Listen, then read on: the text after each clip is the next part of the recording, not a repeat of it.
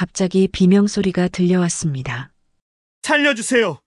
발가락이 안 움직여요. 의무실 입구에 동현이 쓰러져 있었습니다. 얼굴은 고통으로 일그러져 있었고 한 손으로는 발을 부여잡고 있었습니다. 갑자기 다리가 저리더니 발가락이 전혀 움직이지 않아요. 윤중이님 어디 계세요? 간호장교를 짝사랑한 나일롱 병사 이야기. 2012년 여름으로 돌아가 보겠습니다. 2012년 여름 경기도 파주의 하늘은 맑고 높았습니다. 54단 훈련단은 주요 훈련 시즌이 끝나 한가로운 시간을 보내고 있었습니다. 훈련단 내 상주 인원은 500명 남짓, 부대는 마치 잠든 호랑이처럼 고요했습니다. 이진우는 의무병이었습니다. 키 178cm의 마른 체격, 둥근 안경, 너머로 관찰력 넘치는 눈빛을 가진 그는 군 생활의 절반을 막 지난 상병이었습니다. 입대 전 응급구조사 자격증을 취득했던 그는 자연스럽게 의무병으로 분류되어 의무대에서 근무하게 되었습니다. 오늘도 평화롭네. 이진우는 의무대 창문을 열며 깊게 숨을 들이마셨습니다. 의무대는 사단본부 옆 작은 2층 건물에 위치해 있었습니다. 1층은 진료실과 의무실, 2층은 행정실과 간호장교실이 있었죠. 총 5명의 의무병이 24시간 교대 근무를 하며 응급 상황과 일반 진료를 담당했습니다. 54단은 1년 전 대대적인 부조리 척결 운동이 있었습니다. 선임들의 용기 있는 행동 덕분에 병사들은 비교적 평화로운 군 생활을 누릴 수 있었습니다. 구타와 가혹행위가 사라진 부대 문화는 이제 당연한 것이 되어가고 있었습니다. 진우야, 오늘 체온계 점검 끝냈어? 의무병 선임인 경수가 다가왔습니다. 그는 언제나 웃는 얼굴로 후임들을 대했습니다. 네, 방금 끝냈습니다. 모두 정상이에요. 다행이네. 오늘은 조용할 것 같아. 경수의 말대로 의무대는 대체로 평화로웠습니다. 하지만 의무병의 일상이 항상 그렇지는 않았습니다.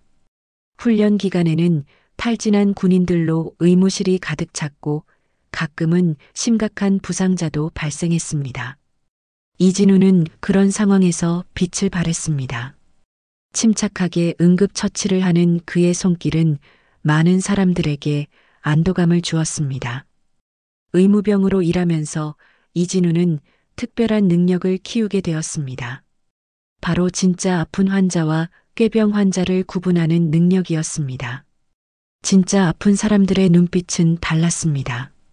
그들의 고통은 숨길 수 없었고 몸의 움직임과 표정에서 드러났습니다. 의무실에는 엄격한 규칙이 있었습니다. 하지만 인원이 적은 의무대에서 이 모든 규칙을 완벽히 지키도록 감시하는 것은 불가능했습니다. 그날은 평소와 다름없는 오전이었습니다.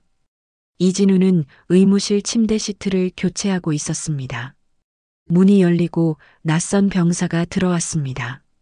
저기, 두통이 너무 심해서요. 이진우는 고개를 들었습니다. 통신대대 소속으로 보이는 일병이었습니다. 단정한 머리, 하지만 뭔가 불편해 보이는 표정. 어서 오세요. 어디가 불편하신가요? 두통이 심해요. 3일째 계속되고 있어요. 이진우는 차트를 준비했습니다. 성함이 어떻게 되세요? 최동현입니다. 통신대대 소속 일병이요. 이진우는 혈압과 체온을 쟀습니다. 모두 정상. 동현의 눈을 살펴보았지만 특별한 이상은 보이지 않았습니다. 언제부터 두통이 시작되었나요? 어떤 느낌인지 설명해 주실 수 있을까요? 사흘 전부터요. 머리 뒤쪽이 지끈지끈 아프고 눈앞이 가끔 핑 돌아요. 이진우는 고개를 끄덕였습니다. 하지만 마음 한구석에서 의심이 피어났습니다. 동현의 눈빛과 말투가 진짜 아픈 사람들과는 달랐습니다. 조금 연기하는 듯한 느낌이 들었습니다. 군의관님께서 오후에 진료 보십니다. 일단 진통제 드릴게요. 좀 쉬셨다가 오후에 다시 오세요. 동현은 실망한 표정을 지었습니다. 그냥 오늘 하루 입실할 수는 없을까요? 정말 많이 아파서. 이진우의 가슴 한켠이 불편해졌습니다. 이 사람 정말 아픈 걸까? 죄송합니다만 입실은 군의관님 진료 후에 결정됩니다. 동현은 한숨을 쉬며 진통제를 받아갔습니다. 그가 떠난 후 이진우는 경수에게 물었습니다. 형, 통신대대 최동현 일병 알아요? 경수는 고개를 저었습니다. 처음 봤는데. 왜? 아니요. 그냥 좀 이상해서요. 뭔가 꾀병 같은 느낌이 들어요. 의심스러우면 일단 지켜보자. 우리가 할 수 있는 건 그것뿐이야. 그로부터 일주일 후 동현은 다시 의무대를 찾아왔습니다. 이번에도 두통을 호소했습니다. 그리고 그 다음 주에도 또 그 다음 주에도 사흘에 한 번꼴로 의무대를 찾아오는 동현을 보며 이진우의 의심은 점점 커져갔습니다. 정말 아픈 걸까 아니면. 이진우의 마음속에 의문이 자라났습니다. 매번 검사에도 이상이 없는 동현. 하지만 너무 자주 의무대를 찾아와 약을 타가는 그를 보며 이진우는 뭔가 이상함을 느꼈습니다. 결정적인 순간은 어느 밤에 찾아왔습니다. 이진우는 야간 당직이었고 의무실 환자들을 점검하러 나갔습니다. 그때 의무대 뒤편에서 담배 연기가 피어오르는 것을 발견했습니다. 누구지? 조심스럽게 다가가 본 이진우는 깜짝 놀랐습니다. 오후에 두통으로 입실한 동현이 담배를 피우고 있었던 것입니다. 그것도 여유롭게 아무런 고통 없이. 이진우의 가슴 속에서 뭔가가 툭 하고 끊어졌습니다. 배신감이었을까요? 아니면 분노? 그는 잠시 그 자리에 서서 동현을 지켜보았습니다. 동현은 담배를 다 피우고 의무실로 돌아갔습니다. 그의 걸음걸이는 멀쩡했고 아무런 통증도 없어 보였습니다. 하지만 의무실 침대에 누워서는 다시 고통스러운 표정을 지었습니다. 나일론 환자였어. 이진우는 깊은 숨을 내쉬었습니다.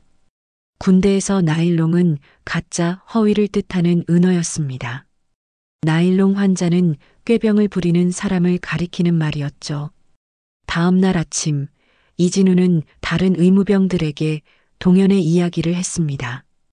어젯밤에 최동현 일병이 담배 피우는 걸 봤어요. 두통 때문에 입실했다는 사람이 멀쩡하게 담배를 피우고 있더라고요. 경수가 한숨을 쉬었습니다. 역시 눈치챘어. 하지만 증거가 없으면 뭐라고 할 수 없어. 그럼 어떡해요? 계속 이렇게 놔둬요? 나중에 스스로 꼬리를 밟게 될 거야. 이진우의 마음은 무거웠습니다. 의무병으로서 그의 임무는 아픈 사람들을 돕는 것이었습니다. 하지만 동현 같은 나일론 환자들 때문에 정말로 도움이 필요한 사람들이 제대로 된 치료를 받지 못할 수도 있다는 생각에 가슴이 아팠습니다. 그날 이후로 이진우는 동현을 더 면밀히 관찰했습니다. 동현이 의무대에 올 때마다 그의 행동과 표정을 주시했습니다. 그리고 점점 더 확신이 들었습니다. 동현은 꾀병을 부리고 있었습니다. 하지만 이진우와 다른 의무병들은 딜레마에 빠졌습니다. 확실한 증거 없이 동현을 고발할 수는 없었습니다. 그저 지켜볼 수밖에 없었습니다. 언젠가는 들통날 거야. 경수의 말이 이진우의 귓가에 맴돌았습니다. 그리고 그 예감은 곧 현실이 되었습니다. 하지만 그때까지 이진우는 알지 못했습니다. 동현의 행동이 단순한 꾀병을 넘어 더 복잡한 감정에서 비롯되었다는 것을. 의무대의 평화로운 일상은 곧 새로운 인물의 등장으로 흔들리게 될 것이었습니다. 54단 의무대에 새로운 바람이 불어왔습니다. 어느 월요일 아침 행정실에서 들려온 소식은 순식간에 의무대 전체에 퍼졌습니다. 새로운 간호장교가 부임한다는 소식이었습니다. 들었어? 오늘 새 간호장교님 오신대. 경수가 눈을 반짝이며 말했습니다. 의무대 소속 병사들의 귀가 쫑긋 세워졌습니다. 국군간호사관학교 출신이라던데 엄청 뛰어나신 분이래. 이진우는 별 관심 없다는 듯 어깨를 으쓱했지만 마음속에서는 작은 호기심이 피어났습니다. 국군간호사관학교는 입학부터 졸업까지 모든 과정이 엄격하기로 유명했습니다. 그곳을 나온 간호장교는 실력과 품성 모두 뛰어난 경우가 많았습니다. 오전 10시 의무대 입구에 하얀 세단이 멈췄습니다. 차에서 내린 인물을 본 순간 의무대 앞에 서 있던 병사들의 숨이 멎었습니다. 윤서연 중위, 키 165cm의 날씬한 체구, 단정하게 묶은 검은 머리, 그리고 또렷한 이목구비를 가진 그녀는 한눈에 봐도 비범한 기품이 느껴졌습니다. 마치 영화 속 여주인공처럼 빛났습니다. 안녕하세요. 새로 부임한 윤서연 중위입니다. 잘 부탁드립니다. 그녀의 목소리는 부드럽지만 단호했습니다. 곧게 뻗은 허리와 자신감 넘치는 눈빛에서 전문가의 풍모가 느껴졌습니다. 의무대장이 윤중이를 소개했습니다. 국군간호사관학교를 수석으로 졸업하고 국제평화유지군 파견 경험까지 있는 엘리트였습니다. 의료 논문도 여러 편 발표했고 국방일보에도 여러 번 소개된 인물이었습니다. 윤중이가 의무대를 둘러보는 동안 병사들은 그녀의 모습을 흐트러진 눈으로 바라봤습니다. 그녀의 전문적인 질문과 따뜻한 미소는 모두의 마음을 사로잡기에 충분했습니다. 이진우도 윤중이의 첫인상에 감탄했습니다. 자신의 일에 진심인 사람들을 존경했던 그는 윤중이의 프로페셔널한 태도에 깊은 인상을 받았습니다. 그날 오후 이진우는 의무실에서 약품 정리를 하고 있었습니다. 그때 의무실 문이 열렸습니다. 또 두통인가요? 이진우는 들어온 사람을 보고 한숨을 내쉬었습니다. 예상대로 동현이었습니다. 하지만 이번에는 조금 다른 증상을 호소했습니다. 아니요, 이번엔 허벅지 뒤쪽이 너무 아파요. 햄스트링인가? 걷기도 힘들어요. 동현은 절뚝거리며 의자에 앉았습니다. 이진우는 의심스러운 눈으로 그를 바라봤습니다. 언제부터 아팠어요? 어제 저녁부터요. 계단 오르다가 갑자기 뚝 하는 소리가 나더니 이진우는 군의관을 호출했습니다. 강태준 소령이 진찰했지만 특별한 이상은 발견되지 않았습니다. 그러나 동현의 끈질긴 호소에 지친 강 소령은 결국 3일간의 의무실 입시를 허락했습니다. 진우야, 최일병 관찰 잘해. 뭔가 이상하면 바로 보고해. 강소령은 작은 목소리로 이진우에게 말했습니다. 이진우는 고개를 끄덕였습니다. 동현이 의무실 침대에 누운 지 1시간 후 새로 부임한 윤중이가 환자 상태를 확인하기 위해 의무실을 방문했습니다. 안녕하세요. 오늘 기분은 어떠세요? 윤중이의 밝은 목소리가 의무실에 울려 퍼졌습니다. 병사들이 일제히 고개를 들었습니다. 동현도 침대에서 상체를 일으켰습니다. 그 순간이었습니다. 동현의 눈에 별이 빛나기 시작했습니다. 윤중이를 바라보는 그의 눈은 마치 인생에서 가장 아름다운 풍경을 본 사람처럼 반짝였습니다. 입이 살짝 벌어졌고 얼굴은 발그레하게 물들었습니다. 저기... 동현은 말을 더듬었습니다. 윤중이가 그에게 다가왔습니다. 최동현 일병 맞죠? 햄스트링 부상으로 입실하셨네요. 많이 아프세요? 동현은 고개만 끄덕였습니다. 말문이 막힌 듯 했습니다. 윤중이는 부드럽게 미소 지으며 다른 환자들에게 인사를 건넸습니다. 윤중이가 의무실을 나간 후 동현은 한참 동안 그녀가 있던 방향을 바라보았습니다. 이진우는 그 모습을 유심히 지켜봤습니다. 뭔가 이상한 느낌이 들었습니다. 그날 밤 이진우는 의무실 점검을 하던 중 동현이 몰래 핸드폰으로 무언가를 하고 있는 것을 발견했습니다. 뭐 하세요?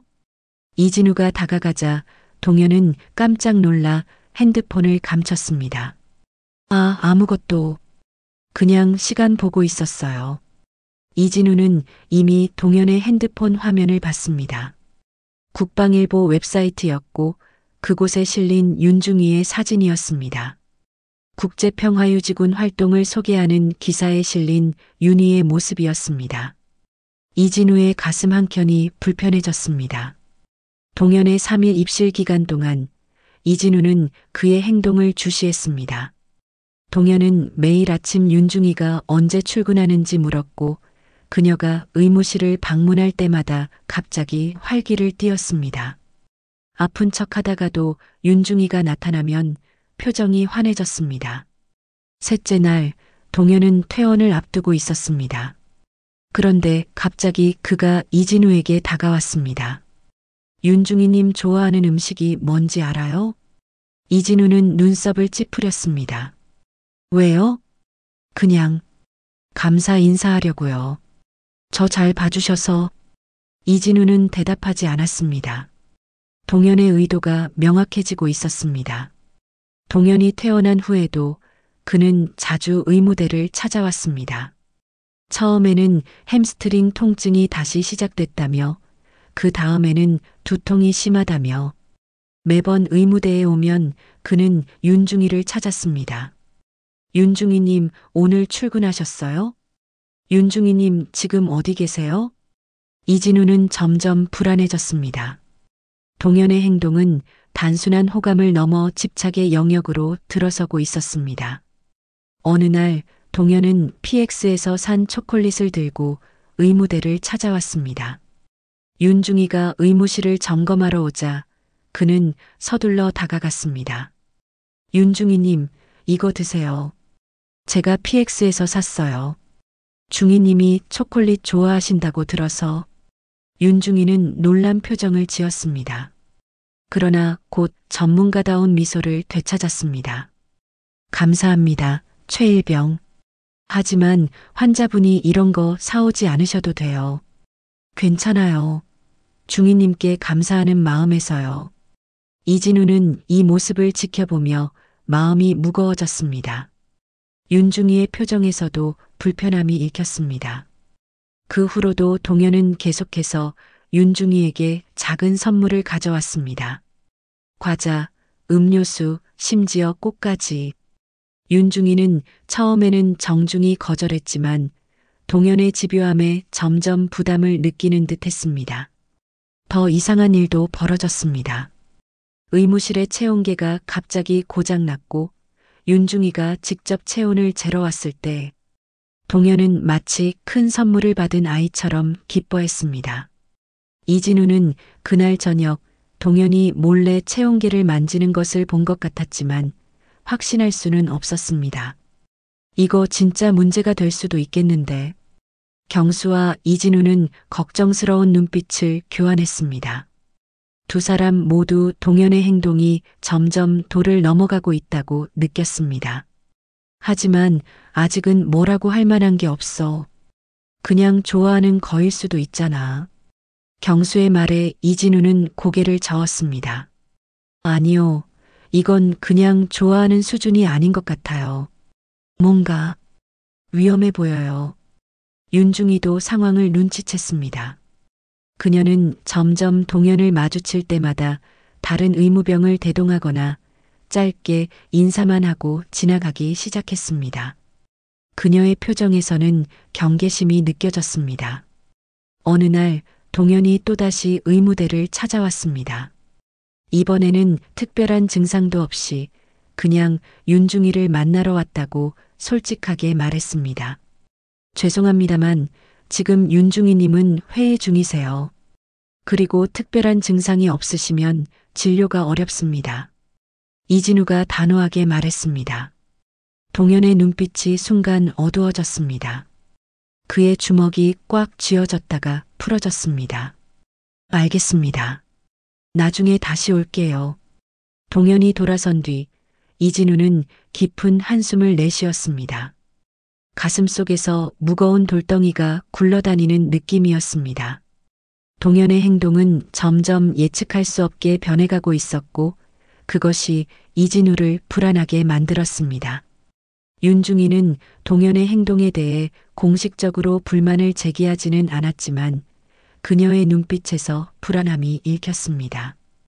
그녀는 의무대에서 일할 때마다 주변을 살피는 습관이 생겼고 혼자 있는 상황을 피했습니다. 이진우는 이 상황이 언젠가 폭발할 것이라고 느꼈습니다. 그리고 그 예감은 틀리지 않았습니다. 더 큰 문제는 이제 막 시작되려 하고 있었습니다.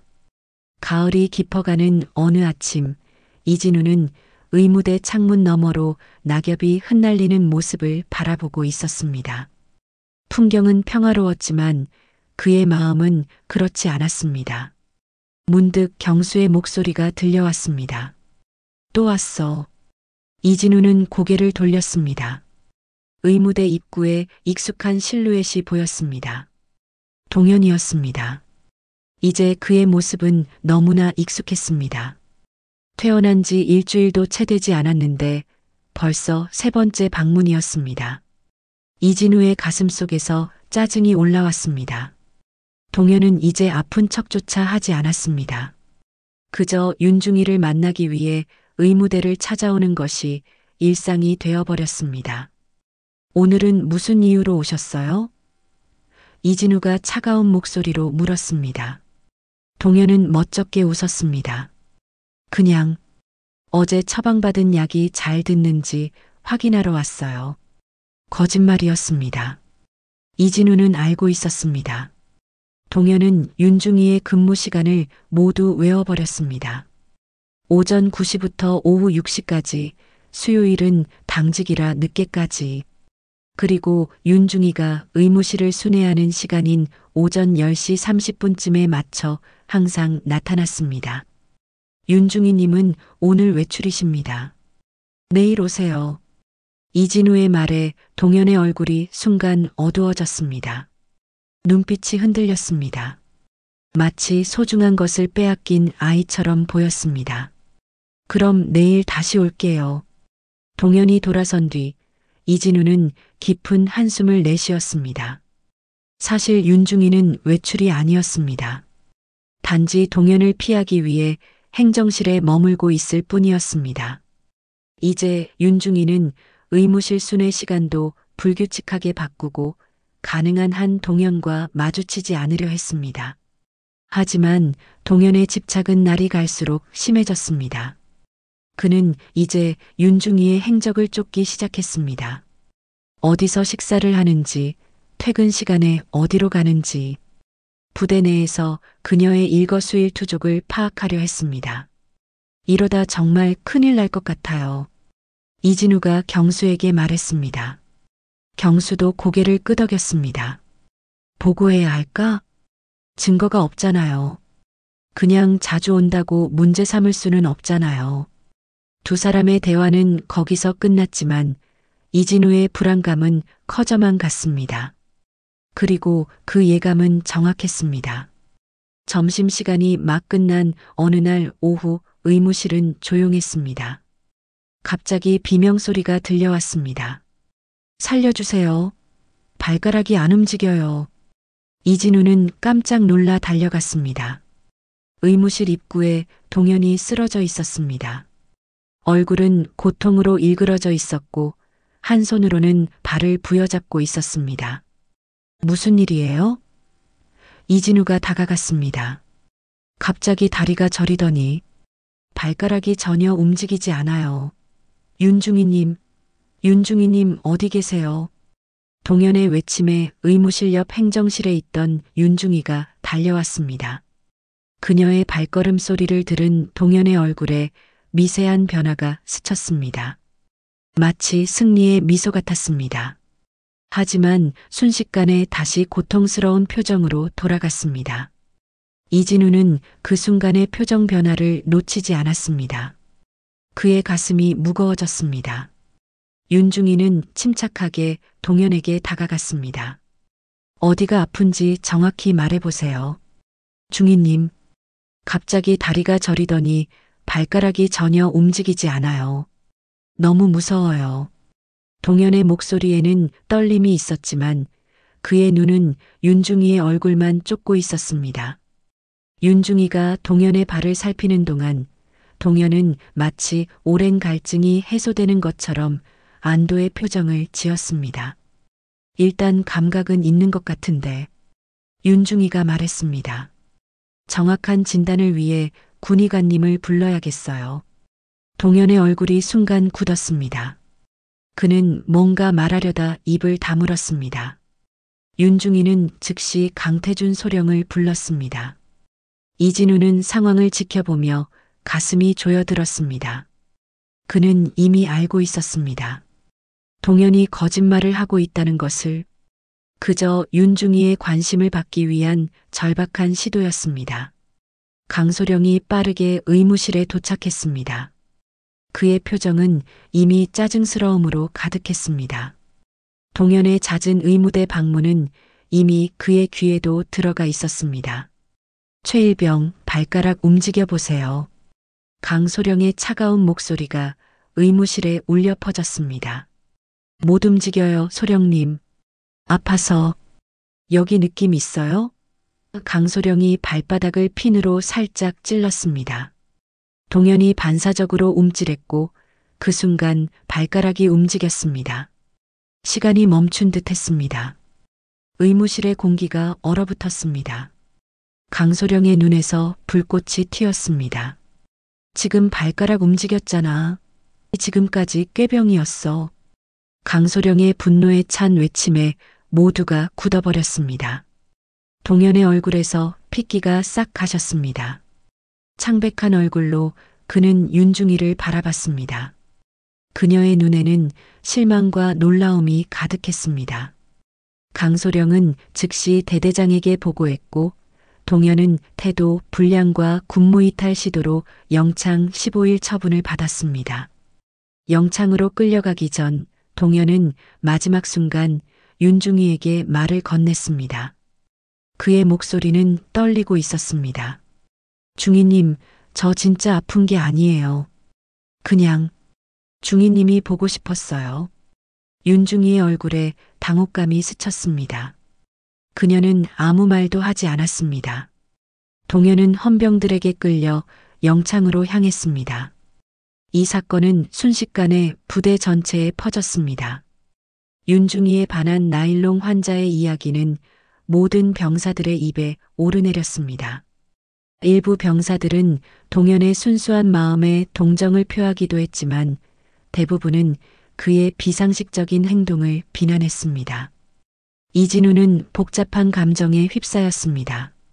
동현의 행동은 분명 잘못되었지만 그가 영창에 가게 된 것은 마음이 무거웠습니다.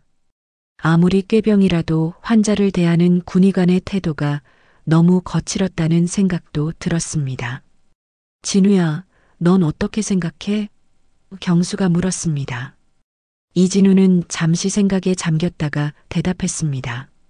동현이 한 행동은 분명 잘못됐어요. 하지만 저도 모르겠어요. 뭔가 마음이 좋지 않네요. 15일 후 동현은 영창에서 돌아왔습니다.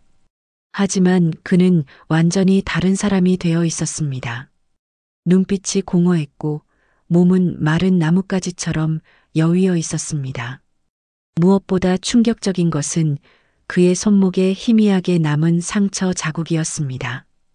동현은 영창에서 나온 지 이틀 만에 다시 의무대를 찾았습니다. 그의 손목에는 희미한 상처가 있었고 눈은 충혈되어 있었습니다. 중이님이 저를 싫어하시면 저는 살 이유가 없어요. 이 말을 들은 윤중이는 처음으로 감정적인 동요를 보였습니다. 그녀의 눈에는 분노와 함께 안타까움이 서려 있었습니다. 최일병, 이런 행동은 누구에게도 도움이 되지 않아요. 당신은 지금 심리적 도움이 필요한 상태예요. 동현의 눈에 눈물이 고였습니다. 저 정말 중이님을 사랑해요. 처음 봤을 때부터. 왜 아무도 믿어주지 않는 거예요? 의무실에 침묵이 내려앉았습니다. 이진우는 가슴이 찢어지는 듯한 느낌이 들었습니다. 동현의 감정이 진심인지 아닌지는 알 수 없었지만 그의 고통은 진짜인 것 같았습니다. 결국 동현은 군 정신과로 이송되었습니다. 그곳에서 그는 심리평가를 받게 되었습니다. 그의 목표는 의병 전역이었지만 이미 의무대 전체에 악명을 떨친 그의 꾀병 전력으로는 의병 전역이 불가능했습니다. 그 사건 이후 윤중이는 점점 침묵하게 되었습니다. 그녀의 밝던 미소는 사라졌고 항상 경계하는 듯한 모습으로 변했습니다. 한 달 후 놀라운 소식이 들려왔습니다. 윤중이가 다른 부대로 전출을 신청했다는 것이었습니다. 정말요? 이진우가 경수에게 물었습니다. 경수는 고개를 끄덕였습니다. 응, 최종 승인만 남았대. 다음 달이면 떠날 거래. 이진우의 마음이 무거워졌습니다. 뛰어난 간호장교를 잃는 것도 아쉬웠지만 무엇보다 동현의 행동이 한 사람의 경력과 일상에 이렇게 큰 영향을 미쳤다는 사실이 안타까웠습니다. 윤중이가 떠나기 전날 이진우는 용기를 내어 그녀에게 말을 걸었습니다.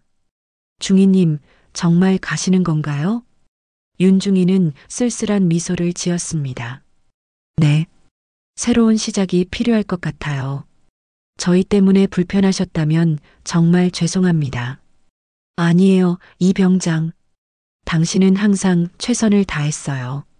그냥 때로는 거리를 두는 게 모두에게 좋을 때가 있어요. 이진우는 고개를 끄덕였습니다. 윤중이의 눈에 맺힌 작은 눈물을 보았지만 아무 말도 하지 않았습니다. 다음 날 윤중이는 조용히 의무대를 떠났습니다. 그녀가 남긴 빈자리는 생각보다 컸습니다.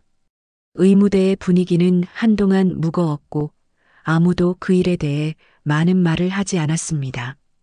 동현은 결국 그린 캠프로 보내졌고 이후 정신과 치료를 받게 되었습니다. 이진우는 그의 소식을 더 이상 듣지 못했습니다. 가을이 지나고 겨울이 찾아왔습니다. 54단 의무대에는 새로운 간호장교가 부임했지만 윤중이가 남긴 흔적은 쉽게 지워지지 않았습니다. 이진우는 종종 생각했습니다. 모든 것이 다르게 흘러갔다면 어땠을까?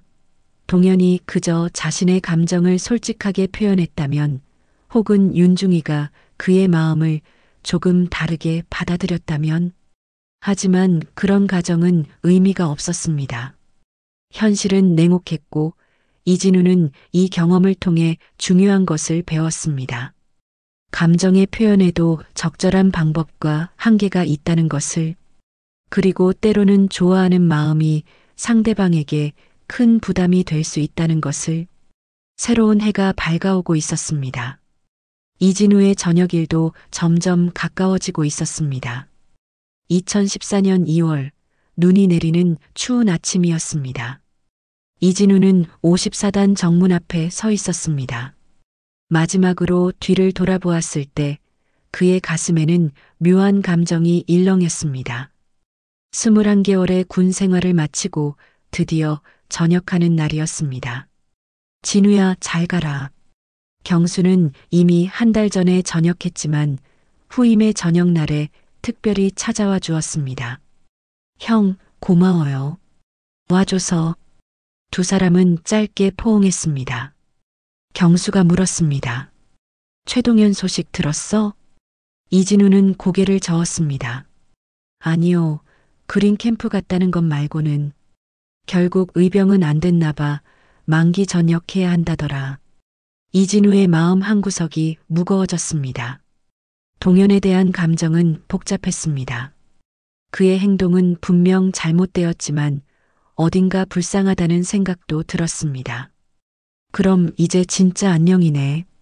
이진우는 마지막으로 사단을 향해 경례를 했습니다. 그리고 민간인으로서의 첫걸음을 내디뎠습니다. 5년이 흘렀습니다. 2019년 여름 서울의 한 대학병원 응급실. 이진우는 이제 응급실 간호사로 일하고 있었습니다.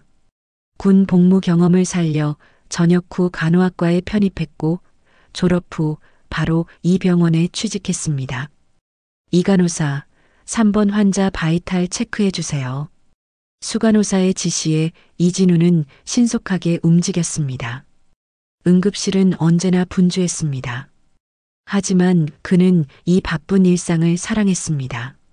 환자를 돕는 일은 그에게 큰 보람을 주었습니다. 그날 밤 당직 중 이진우는 익숙한 얼굴을 발견했습니다. 수술복을 입은 의사가 응급실로 들어오는 순간 그의 심장이 빠르게 뛰었습니다. 바로 강태준 전 소령이었습니다. 그는 이제 이 병원 정형외과 교수로 일하고 있었습니다. 선생님, 이진우가 반갑게 불렀습니다. 강태준은 잠시 이진우를 바라보더니 눈을 크게 떴습니다. 이진우 군 아닌가? 의무대에서 함께 근무했던. 네, 소령님. 아니, 이제는 교수님이시죠? 저는 전역 후 간호학과에 편입해서 지금은 여기서 일하고 있습니다. 강태준의 얼굴에 따뜻한 미소가 번졌습니다. 군에서의 날카로웠던 모습은 온데간데 없이 부드러워져 있었습니다. 세상 참 좁네. 반갑다, 진우야. 두 사람은 근무 후 병원 카페에서 커피를 마시며 이야기를 나눴습니다. 옛 추억, 현재의 일, 그리고 혹시 최동현 일병 기억하세요? 윤중희님을 짝사랑하던. 강태준의 표정이 묘하게 변했습니다. 그는 커피잔을 내려놓고 고개를 끄덕였습니다. 물론이지. 그 친구 말이야. 군 생활 마치고 심리학과에 편입했다고 들었어. 이진우의 눈이 커졌습니다. 정말요? 윤서연 중위를 향한 그 비뚤어진 짝사랑이 계기가 되어서 심리학에 관심을 갖게 됐다더군. 지금은 오히려 군 상담 심리사로 일하고 있다고 하더라. 이진우는 놀라움에 말을 잇지 못했습니다. 모두가 그저 편한 군 생활을 위해 꾀병을 부린다고 생각했던 동현이 자신의 잘못된 감정 표현과 경험을 통해 새로운 길을 찾았다는 사실이 의외였습니다. 가끔 그 친구 논문도 보이더라고. 군 생활 중 발생하는 짝사랑 심리와 그 부적응적 표현에 관한 연구 같은 제목으로 자기 경험을 학문적으로 승화시킨 거지. 이진우의 가슴이 따뜻해졌습니다. 사람은 변할 수 있구나. 아무리 어두운 경험도 성장의 밑거름이 될 수 있다는 사실이 그를 감동시켰습니다. 그럼 윤중희님은요? 강태준은 미소를 지었습니다. 윤서연? 아, 그녀는 지금 국군수도병원 간호부장으로 근무하고 있어. 군에서 여성 최초로 중령까지 진급했지. 자기 때문에 고생했던 경험을 살려서 군내 성희롱 예방 프로그램도 만들었다고 들었어. 이진우는 따뜻한 기쁨이 온몸으로 퍼지는 것을 느꼈습니다. 시간이 흐르면서 모든 것이 제자리를 찾아갔다는 생각이 들었습니다. 인연이라는 게 참 신기하네요. 그러게. 우리가 54단에서 겪었던 일이 이렇게 모두의 인생에 영향을 미칠 줄이야. 대화를 마치고 집으로 돌아가는 길, 이진우는 깊은 생각에 잠겼습니다. 그 시절의 기억들이 물밀듯이 밀려왔습니다. 의무병으로 복무하며 보았던 수많은 환자들의 얼굴, 진짜 아픈 사람들과 꾀병 환자들을 구분하는 법을 배우던 순간들, 그리고 동현. 다음 날 이진우는 인터넷으로 동현의 논문을 찾아 읽었습니다. 놀랍게도 그 논문은 매우 진지하고 학문적이었습니다. 동현은 자신의 경험을 숨기지 않고 솔직하게 분석했습니다. 군 생활의 스트레스, 상관에 대한 비정상적 애착의 심리, 그리고 그것이 어떻게 건강한 방향으로 치유될 수 있는지에 대한 내용이었습니다. 논문의 결론 부분에서 동현은 이렇게 썼습니다. 때로는 우리의 가장 부끄러운 순간이 가장 큰 성장의 계기가 될 수 있다. 나의 경우 군 생활 중 겪은 이 부적절한 짝사랑과 그로 인한 행동들은 내 인생 최악의 시간이었지만 동시에 나를 지금의 길로 인도한 전환점이 되었다. 세상은 생각보다 훨씬 넓고 깊었습니다. 사람들은 변했고 상처는 치유되었으며 모든 것이 의미 있는 방향으로 흘러갔습니다. 별들이 반짝이는 하늘 아래 이진우는 지난 시간을 되돌아보았습니다. 의무병으로 복무하면서 그는 단순히 환자를 돌보는 법만 배운 것이 아니었습니다. 진짜 아픈 환자를 보는 눈, 그리고 때로는 눈에 보이지 않는 마음의 상처를 이해하는 법을 배웠습니다. 동현은 몸이 아닌 마음이 아팠던 것입니다. 그리고 그 아픔은 이제 다른 이들을 돕는 힘으로 변화했습니다. 다음 날 응급실에서 이진우는 한 젊은 병사를 맞이했습니다. 훈련 중 다쳐 민간병원으로 후송된 군인이었습니다. 그가 진찰대에 앉아 불안한 표정으로 주위를 둘러볼 때 이진우는 부드럽게 미소 지었습니다. 괜찮아요. 제가 도와드릴게요. 저도 예전에 군대에서 의무병으로 근무했거든요. 젊은 예비군의 긴장된 어깨가 살짝 풀어졌습니다. 이진우는 전문적이면서도 따뜻한 손길로 그의 상처를 치료했습니다. 군대 생활 힘들죠? 네. 사실 오늘 훈련 와서 일부러 다친 건 아닌데 중대장님이 꾀병 아니냐고. 이진우는 고개를 끄덕였습니다. 걱정 마세요. 여기서는 모든 아픔을 진지하게 받아들입니다. 몸의 아픔이든 마음의 아픔이든. 젊은 군인의 눈에 안도감이 번졌습니다. 이진우는 그때 깨달았습니다. 자신이 군에서 배운 가장 중요한 교훈은 단순히 꾀병과 진짜 환자를 구분하는 것이 아니었습니다. 모든 사람에게는 각자의 아픔이 있고 그 아픔을 존중하는 것이 진정한 치유의 시작이라는 것을. 인생에서 가장 빛나는 20대 초반 군 복무 중 실제로 다치고 아픈 이들이 제대로 치료받고 건강하게 전역할 수 있기를 바라는 마음은 지금도 변함없었습니다. 그리고 이제는 마음의 상처로 고통받는 이들까지 포함해서 말이죠. 이것이 이진우가 의무병으로서 배운 가장 중요한 교훈이었습니다. 그리고 이 교훈은 지금 응급실 간호사로서의 그의 삶에 깊은 의미를 부여하고 있었습니다. 창밖으로 보이는 하늘은 맑고 푸르렀습니다. 어딘가에서 동현은 군인들의 마음을 치유하고 윤서연은 군 내 문화를 개선하며 강태주는 환자들의 몸을 고치고 있을 것입니다.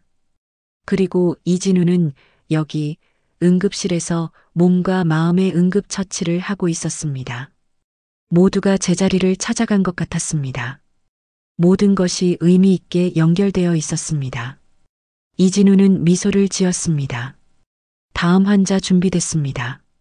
그는 깊게 숨을 들이마시고 새로운 환자를 맞이할 준비를 했습니다. 오늘도 그의 손길은 누군가에게 위로가 될 것입니다.